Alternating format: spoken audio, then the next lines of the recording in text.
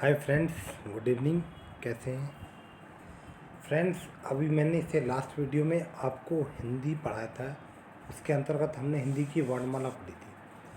तब उससे अगला हिंदी का जो वीडियो आपको मिलने वाला उसमें हिंदी वर्णमाला की प्रश्नोत्तरी होगी। और अब हम दूसरा सब्जेक्ट संविधान भी स्टार्ट कर देते हैं। ठीक है, मैं संविधान का जो भी टॉपिक पढ़ाऊंगा या जो भी संविधान से अलग हुई तो उनके आपको पहले कोई टॉपिक होगा, उसके बाद उसकी प्रश्नोत्तरी मिलेगी आपको। ठीक है, ठीक से आप पढ़ते रहें, आपको वीडियोस ऐसे ही मिलते रहेंगी। तो हम स्टार्ट करते हैं संविधान। देखो, तब भी हम संविधान पढ़ेंगे, किसी भी चीज़ को पढ़ने से पहले उसका बैकग्राउंड जानना होता है। इसी प्रकार से संविधान को स्टार्ट करने से पहले हमें जानना होगा संविधान बनाने की जरूरत क्या पड़ी। संविधान का इतिहास पढ़ना होगा पहले हमें। ठीक है, तो उसी के अंतर्गत हम स्टार्ट करते हैं। हेडिंग डली हुई है आपके सामने, संविधान का इतिहास। देखो, 1757 ईस्वी में प्लासी की लड़ाई और 1764 ईस्वी में बक्सर के युद्ध को अंग्रेजों द्वारा जीत लिए जाने के बाद बंगाल पर ईस्ट इंडिया कंपनी के शासन का शिकंजा कसा। कहने का मतलब ये हुआ, 1757 में तो अंग्रेजों ने प्लासी की लड़ाई को जीता। किसको मार डाला? सिराजुद्दौला को मार डाला था। फिर 1764 में क्या होता है? 1764 में मीर कासिम था, अवध के नवाब थे, और एक और हमारे कौन थे? एक हमारे मुग़ल शासक थे। इनकी त्रिकोणीय, ये तीनों मिलकर अंग्रेज़ों को इन लोगों ने ललकारा था, इनको हरा दिया था। इन तीनों को भी अंग्रेज़ों ने जब हराया तो उसके बाद में क्या काम हुआ? ईस्ट इंडिया का शिकंजा हमारे यहाँ पर कस गया। मतलब से तीन शासकों को एक साथ मिलकर हरा देगा कोई भी, तो शिकंजा कसना जायज़ है। इसी शासन को अपने अनुकूल बनाए रखने के लिए अंग्रेज़ों ने समय समय पर कई एक्ट पारित किए। मतलब कि जो यह शासन था उसको अपने अनुकूल, मतलब कि उन्हीं के अनुसार चलता रहे। अंग्रेज़ों ने क्या काम किया? अंग्रेज़ों ने समय समय पर कई सारे एक्ट पारित किए जो भारतीय संविधान के विकास की सीढ़ियाँ बनी। और ये ही सारे एक्ट जो हमारा भारतीय संविधान बना उसकी सीढ़ियाँ बनी। कहने का मतलब है, इन्हीं सबको ध्यान में रखते हुए आने वाले समय में हमारे इंडिया को रन आउट करने के लिए संविधान का निर्माण करना पड़ा। इसी के तहत हम पढ़ेंगे। सबसे पहले एक्ट था हमारा 1773 का रेगुलेटिंग एक्ट। देखते हैं, कहीं भी अगर EIC आएगा तो आप समझ जाएंगे, EIC का मतलब है ईस्ट इंडिया कंपनी। ठीक है, ये जो EIC है इसका मतलब है ईस्ट इंडिया कंपनी। कौन सी कंपनी? ईस्ट इंडिया कंपनी, जो अंग्रेज़ों की कंपनी थी, अपने भारत में सबसे पहले व्यापार करने आई थी। और बाद में उसने व्यापार के साथ साथ में प्लासी का युद्ध हुआ, फिर बक्सर का युद्ध हुआ, वो भी जीता। उसको जीतने के बाद उन्होंने भारत की राजनीति में भी हस्तक्षेप करना आरंभ कर दिया था। ठीक है, तो कहने का मतलब ये हुआ, आप समझ जाएंगे EIC मतलब ईस्ट इंडिया कंपनी। देखो, 1773 का रेगुलेटिंग एक्ट भारत में EIC यानी ईस्ट इंडिया कंपनी के कार्यों को नियमित और नियंत्रित करने की दिशा में ब्रिटिश सरकार द्वारा उठाया गया पहला कदम था। पहला कदम मीन जो 1773 का रेगुलेटिंग एक्ट आया था, ये पहला एक्ट था जो ब्रिटिश सरकार द्वारा भारत में बनाकर भेजा गया था। ठीक है, इस एक्ट के द्वारा बंगाल के गवर्नर को बंगाल का गवर्नर जनरल कहा जाने लगा। कहने का मतलब ये हुआ, जो बंगाल का गवर्नर था, इस एक्ट के द्वारा उसको बंगाल का गवर्नर जनरल कहा जाने लगा। मतलब कि जो उसके अधिकार था, उसके अधिकार क्षेत्र को बढ़ा दिया गया। अब क्या बोलेंगे उसे? अब बोलेंगे बंगाल का गवर्नर जनरल। इसके तहत बनने वाला प्रथम गवर्नर जनरल वॉरेन हेस्टिंग्स थे। मतलब कि 1773 का एक्ट जो आया था, पहले बंगाल का गवर्नर होता था, फिर उसको कहा जाने लगा बंगाल का गवर्नर जनरल। और जो ऐसा व्यक्ति था जो पहला बंगाल का गवर्नर जनरल बना था, वे वॉरेन हेस्टिंग्स थे।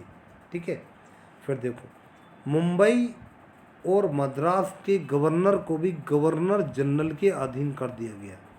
कहने का मतलब ये हुआ, जो गवर्नर जनरल बना पहला, उसी गवर्नर जनरल के अधीन मुंबई और मद्रास के जो गवर्नर थे उनको उसी के अधीन कर दिया गया, यानी कि उसकी शक्तियों को विस्तार दे दिया गया। किसके द्वारा? 1773 के रेगुलेटिंग एक्ट के द्वारा। ठीक है, फिर आगे, इस एक्ट के द्वारा कलकत्ता में 1774 ईस्वी में एक उच्चतम न्यायालय की स्थापना की गई, जिसमें एक मुख्य न्यायाधीश और 3 अन्य न्यायाधीश थे। कहने का मतलब ये है, जो हमारा 1773 का रेगुलेटिंग एक्ट था, इस एक्ट के द्वारा कलकत्ता में 1774 ईस्वी में एक उच्चतम न्यायालय की स्थापना की गई, और उस उच्चतम न्यायालय में एक तो मुख्य न्यायाधीश था और 3 अन्य न्यायाधीश थे। जो 3 अन्य न्यायाधीश थे उनके क्या नाम थे? चैम्बर्स, हाइट और लेमिस्टर। और जो मुख्य न्यायाधीश था, प्रथम इसका मुख्य न्यायाधीश था, उसका नाम था लॉर्ड एलिजा इम्फे। ठीक है, इसके बाद फिर इसके तहत कंपनी के कर्मचारियों को निजी व्यापार करने और भारतीय लोगों से उपहार व रिश्वत लेने पर प्रतिबंध लगा दिया गया। कहने का मतलब ये है, जब 1773 का रेगुलेटिंग एक्ट आया था, तो इसके द्वारा जो कंपनी के कर्मचारी थे उन पे ये प्रतिबंध लगा दिया गया कि आप कंपनी में कार्य करने से अलग कोई और अपना निजी व्यापार भारत में नहीं कर सकते हैं। अगर इंग्लैंड से भारत में ईस्ट इंडिया कंपनी में नौकरी करने आए हैं तो आप केवल नौकरी ही करेंगे और न ही किसी भारतीय से कोई उपहार और रिश्वत ले सकते हैं। ठीक है, किसके द्वारा? 1773 के रेगुलेटिंग एक्ट के द्वारा यह प्रतिबंध लगाया गया। आगे फिर व्यापारिक मामलों में गवर्नर की सहायता हेतु एक 4 सदस्यीय बोर्ड की स्थापना की गई, जिसे बोर्ड ऑफ डायरेक्टर्स कहा गया। कहने का मतलब ये है, जो 1773 का रेगुलेटिंग एक्ट था, इसके द्वारा एक बोर्ड का निर्माण किया गया जिसका नाम था बोर्ड ऑफ डायरेक्टर्स। इस बोर्ड ऑफ डायरेक्टर्स में 4 सदस्य थे और उन 4 सदस्यों का कार्य था, वे जो गवर्नर था उसकी सहायता करते थे। किन मामलों में? व्यापारिक मामलों में गवर्नर की सहायता करते थे। ठीक है, इसके बाद फिर देखते हैं, इस एक्ट के द्वारा ईस्ट इंडिया कंपनी पर पहली बार संसद का नियंत्रण लागू हुआ। मतलब कि जो ये एक्ट आया था, इस एक्ट के द्वारा पहली बार ऐसा हुआ, जो ईस्ट इंडिया कंपनी भारत में अपना कारोबार कर रही थी, वो प्रत्यक्ष रूप से जो संसद थी इंग्लैंड की, उसके नियंत्रण के अधीन आ गई थी। मतलब कि नियम जो वहाँ से आएंगे उसी के अधीन कार्य यहाँ पे होगा। तो ये 1773 का जो रेगुलेटिंग एक्ट था, ईस्ट इंडिया कंपनी के कार्य को नियंत्रण करने के लिए जो आया था पहला एक्ट, उसके अधीन जो जो प्रमुख कार्य थे वो हमने इसमें कवर कर लिए। इम्पोर्टेंट है, ध्यान से पढ़ेंगे, नोट्स मेंटेन करते रहेंगे अपने। ठीक है, वीडियो को बार बार देखेंगे, सारा संविधान ऐसे ही कंप्लीट कराऊंगा। इसीलिए अगर पॉलिटी मैंने स्टार्ट की है तो बिल्कुल उसकी नींव से लेके हम लोग चल रहे हैं। डे बाय डे में टॉपिक बाय टॉपिक आपको संविधान जो भी सब्जेक्ट चलेगा उसके वीडियो लेक्चर्स मिलते रहेंगे। आराम से पढ़ते रहें आप लोग। 2021 पढ़ने का ही समय है। कुछ पेंडेमिक कोरोना की वजह से चल रही है, कोई दिक्कत नहीं, घर पे बैठ के पढ़ें, सब वीडियोस मिलते रहेंगे आपको। ठीक है, फिर उसके बाद अगला है हमारा 1781 का एक्ट ऑफ सेटलमेंट। जो 1773 का रेगुलेटिंग एक्ट आया था, उसके बाद में एक अन्य एक्ट आया 1781 में। कब आया? 1781 में आया।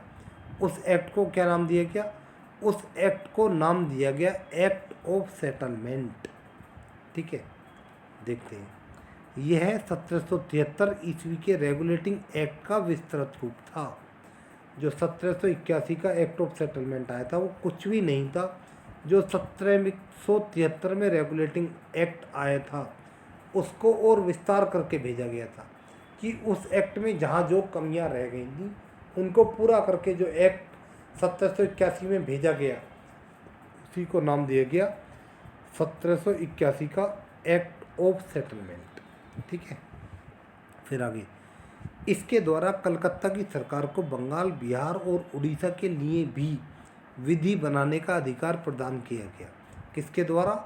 1781 का एक्ट ऑफ सेटलमेंट द्वारा बंगाल, बिहार और उड़ीसा के लिए भी विधि बनाने का अधिकार दिया गया। किसे दिया गया? कलकत्ता की सरकार को। यानी अब कलकत्ता की सरकार बंगाल के लिए तो, कलकत्ता के लिए तो बनाएगी ही बनाएगी, साथ में बंगाल, बिहार और उड़ीसा के लिए भी विधि बनाएगी। उसको ये अधिकार दे दिया गया 1781 के रेगुलेटिंग 1781 के एक्ट ऑफ सेटलमेंट के द्वारा। नेक्स्ट देखते हैं 1773 के रेगुलेटिंग एक्ट के द्वारा कंपनी के कार्यों में पारदर्शिता लाने के लिए वारेन हेस्टिंग्स को 20 वर्ष का समय दिया गया था, परंतु बीच में ही यह बात उजागर हुई कि वारेन हेस्टिंग्स ने मीर जाफर के पुत्र को बंगाल का नवाब घोषित करने के लिए बंगाल की विधवा से 315 लाख रुपए की रिश्वत ली है। इस पर ब्रिटेन के तत्कालीन, देखो मैं आपको बताता हूँ, पहले यहाँ तक देखते हैं। जो 1773 का रेगुलेटिंग एक्ट आया था, उस एक्ट के द्वारा वारेन हेस्टिंग्स को बोला गया था कि आपके पास 20 वर्ष का समय है और इन 20 वर्ष के भीतर आप ऐसे कार्य करेंगे जो क्या कंपनी के कार्यों में पारदर्शिता आई। ठीक है, लेकिन बीच में ही क्या काम होता, बीच में ही यह खबर उठती है कि जो मीर जाफर थे, जो शासक बने थे, जो मीर जाफर थे, उनकी मृत्यु के बाद उनके पुत्र को बंगाल का नवाब घोषित करने के लिए वारेन हेस्टिंग्स ने बंगाल की विधवा यानी मीर जाफर की पत्नी से 315 लाख रुपए की रिश्वत ली है। ठीक है, बीच में ही ये बात उठी, पता नहीं सच थी या गलत थी। कुछ इतिहासकारों ने सच ही बताया, कुछ ने गलत भी बताया है, लेकिन बीच में ही ये बात उठती है। इस बात पर ब्रिटेन के तत्कालीन प्रधानमंत्री पिट्स ने गुप्त समिति का गठन किया, जिसकी सलाह पर 1773 के रेगुलेटिंग एक्ट में सुधार किया गया। इसे ही हम 1784 का पिट्स इंडिया एक्ट कहते हैं। जब ये बात उठी तो जो ब्रिटेन के तत्कालीन यानी कि उस समय के प्रधानमंत्री थे पिट्स, उन्होंने इस बात को सुनने के बाद एक गुप्त समिति का गठन किया और उसी गुप्त समिति की सलाह पर 1773 के रेगुलेटिंग एक्ट में सुधार किया गया और उसको सुधार कर भारत भेजा गया। उसी को हम क्या बोलते हैं? 1784 का पिट्स इंडिया एक्ट बोलते हैं। ठीक है, 81 के बाद ये हमारा कौन सा हो गया? 1784 का पिट्स इंडिया एक्ट। ठीक है, 1781 हो गया, 73 हो गया, उसका 81 में आया, उसको बोलते हैं एक्ट ऑफ सेटलमेंट। फिर 1784 में आया, फिर जो 1784 का जो एक्ट आया था उसके तहत जो मुख्य बातें बोली गई थी उनको देखते हैं।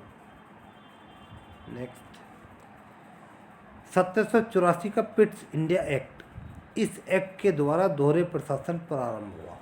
देखो अब क्या होता है, वहाँ से एक्ट में एक्ट आता है और ये जो एक्ट आता है, इस एक्ट के द्वारा भारत में दोहरे प्रशासन की शुरुआत कर दी गई। दोहरे प्रशासन का मतलब क्या समझेंगे? व्यापारिक मामलों के लिए बोर्ड ऑफ डायरेक्टर्स, फिर आगे देखते हैं। व्यापारिक मामलों के लिए तो क्या बना दी गया? बोर्ड ऑफ डायरेक्टर्स, और राजनीतिक मामलों के लिए बोर्ड ऑफ कंट्रोलर। कहने का मतलब है एक बोर्ड का गठन किया गया, उस बोर्ड का नाम था बोर्ड ऑफ डायरेक्टर्स। इस बोर्ड का क्या कार्य था? इस बोर्ड का कार्य था व्यापारिक मामले देखना। और एक अन्य बोर्ड का गठन किया गया, उस बोर्ड का नाम दिया गया बोर्ड ऑफ कंट्रोलर। इस बोर्ड का क्या नाम था? इस बोर्ड का काम था राजनीतिक मामलों की देखभाल करना। कहने का मतलब ये हुआ, अंग्रेज जो भारत में व्यापार करने के लिए आए थे, अब वो राजनीति में भी उतर चुके हैं और इसी के लिए उन्होंने दो बोर्ड का गठन कर दिया। एक बोर्ड कंपनी के कार्यों का संचालन करेगा और अन्य बोर्ड राजनीतिक मामलों को देखेगा। यह ब्रिटिश सरकार की तरफ से पहला संवैधानिक दस्तावेज था जिसके द्वारा ब्रिटिश ने भारत पर अपना दावा मजबूत किया। यह पहला ऐसा ऐसा संवैधानिक दस्तावेज था जिसके द्वारा ब्रिटिशर्स ने भारत पर अपना दावा मजबूत कर दिया। ठीक है, इसके बाद आगे देखते हैं। फिर इसके बाद में एक अन्य एक्ट आता है, उसे बोलते हैं 1793 का चार्टर अधिनियम।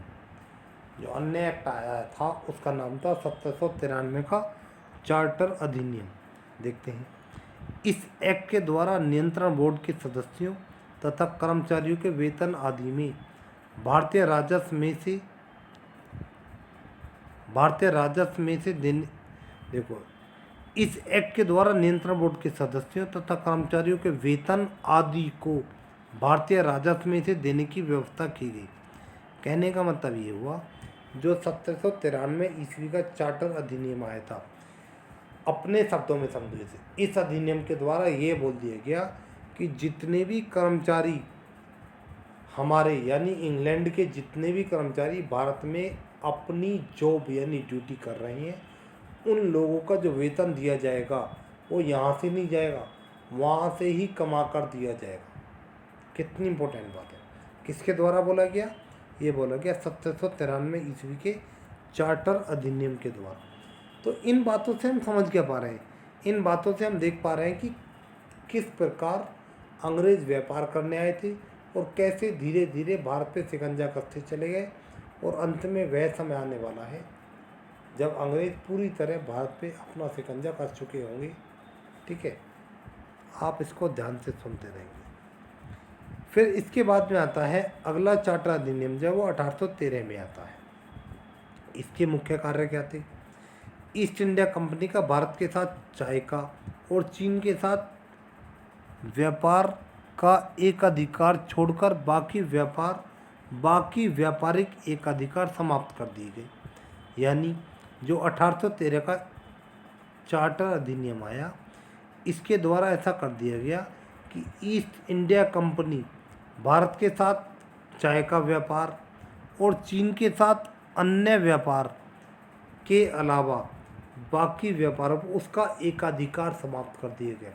एकाधिकार मीन्स पहले ऐसा था कि भारत के साथ चाय का व्यापार करने का, चाय का ये नहीं बोलेंगे कि भारत के साथ कोई भी व्यापार करने का केवल ब्रिटिशर्स के पास एक अधिकार है। एकाधिकार यानी एक अधिकार है, उनसे अलग, ईस्ट इंडिया कंपनी से अलग कोई और व्यापार भारत के साथ नहीं कर सकता है। तो इनको क्या काम किया गया? इनको चाय के व्यापार को छोड़कर और चीन के साथ अन्य सभी व्यापारों को छोड़कर इन्हें बंद कर दिया गया, बाकी सभी व्यापारों को बंद कर दिया गया। ठीक है, इसके बाद और क्या बहुत इंपॉर्टेंट देखो, भारत की शिक्षा पर 1 लाख रुपए प्रति माह खर्च करने की घोषणा की गई। कहने का मतलब है 1813 ईस्वी का जो चार्टर अधिनियम आया था, इसके द्वारा यह प्रावधान किया गया कि ईस्ट इंडिया कंपनी भारतीयों की शिक्षा पर 1 लाख रुपए प्रति माह खर्च करेगी। समझ सकते हैं आप लोग? अब वे लोग चाहते हैं कि हम लोग तो राजनीति में उतरेंगे, जो ईस्ट इंडिया कंपनी इसमें कार्य करने के लिए कर्मचारी भी तो चाहिए, इसलिए भारतीयों को पढ़ाना भी होगा और उनसे काम लेना होगा। ठीक है, किसके द्वारा किया गया? ये किया गया 1813 ईस्वी के चार्टर अधिनियम के द्वारा। नेक्स्ट, ईसाई प्रचारकों को प्रचार करने की छूट दे दी गई। कहने का मतलब ये है, जो ईसाई प्रचारक थे उनको प्रचार करने की खुली छूट दे दी गई। किसके द्वारा? 1813 ईस्वी के चार्टर अधिनियम के द्वारा बोल दिया गया कि जो ईसाई प्रचारक हैं ये अब फ्री हैं, आराम से फ्रीली ईसाई धर्म का प्रचार कर सकते हैं। ठीक है, तो ये मैंने आपको यहाँ तक पढ़ा दिया 1813 का चार्टर अधिनियम। इसके द्वारा अगले वीडियो में यहाँ से ही हम आगे कैरी फॉरवर्ड कर देंगे। ठीक है, कहने का मतलब ये हुआ, सारी पॉलिटी आपको क्रमबद्ध तरीके से ऐसे ही पूर्ण कराई जाएगी और बीच बीच में मैं आपको क्वेश्चंस भी देता रहूँगा। जैसे सुबह की वीडियो में मैंने आपको क्वेश्चन दिए थे, वे थे शायद सौरमंडल के क्वेश्चन दिए थे, तो उसका एक ही वीडियो नहीं है और बाकी वीडियो भी आनी है। क्रमबद्ध तरीके से मैं सबकी अलग अलग प्लेलिस्ट बना दूंगा, बीच बीच में आपको वीडियोस मिलते रहेंगे। अगर इनमें कोई चेंज करना हो तो प्लीज़ आप मेरे को कमेंट कर सकते हैं। इसी के साथ मैं बहुत जल्दी आपको अगली वीडियो में मिलता हूँ। और आपसे एक रिक्वेस्ट है, प्लीज़ चैनल को लाइक, सब्सक्राइब और शेयर कीजिए ताकि मेरे को मोटिवेशन मिले और मैं समय समय पर आपको क्रमबद्ध तरीके से सारी वीडियोस देता रहूं। ये तो हमारा ये चल रहा है। और बाकी हिंदी हो गया है स्टार्ट, हमारा पॉलिटी हो गया है, और कल से मैं आपका मैथ्स भी स्टार्ट कर दूँगा। मैथ्स में जो लास्ट टाइम था मैंने अपने चैनल को रोका था, तो उस समय मैंने कुछ चैप्टर्स करा दिए थे। वो चैप्टर्स हमारी मैथ की प्लेलिस्ट में पड़े हुए हैं, उनको देखेंगे और जो बाकी आगे कैरी ऑन करना वहाँ से स्टार्ट करेंगे। ठीक है, तो बहुत जल्दी आपको अगली वीडियो मिलते हैं, तब तक के लिए गुड बाय।